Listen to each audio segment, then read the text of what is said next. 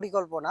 এখানে আমরা আমাদের ইশতেহারে দিয়েছিলাম যে জিনিসটা আসলে খুব আমাদের মধ্যে এবং আমাদের স্থানীয় যে আশেপাশে যারা আছে সবাইকে আসলে আমাদের একটা সম্প্রীতির বন্ধনে আনা উচিত। কারণ আমরা এখানে আমাদের দ্বারা হচ্ছে স্থানীয়রা যেভাবে এই উপকৃত হচ্ছে আসলে মূলত স্থানীয় এই এলাকাটা আসলে মূলত বিশ্ববিদ্যালয়ের আশেপাশে হওয়ার জন্যই কিন্তু যতটা সুযোগ সুবিধা তারা পাচ্ছে সেটা হচ্ছে বিশ্ববিদ্যালয় কেন্দ্রিক। তাছাড়া স্থানীয়দের মাধ্যমেও কিন্তু আমরা স্টুডেন্টরা বিভিন্ন সেবা পেয়ে থাকি। বিশেষ করে বাজারের কথা চিন্তা করলে বা আরো যেই দোকানপাট মানে আমাদের যে প্রয়োজনীয় জিনিসগুলো তো আমরা দুজনের প্রয়োজন পরিপূরক হিসেবে আমাদের কাজ করতে হবে।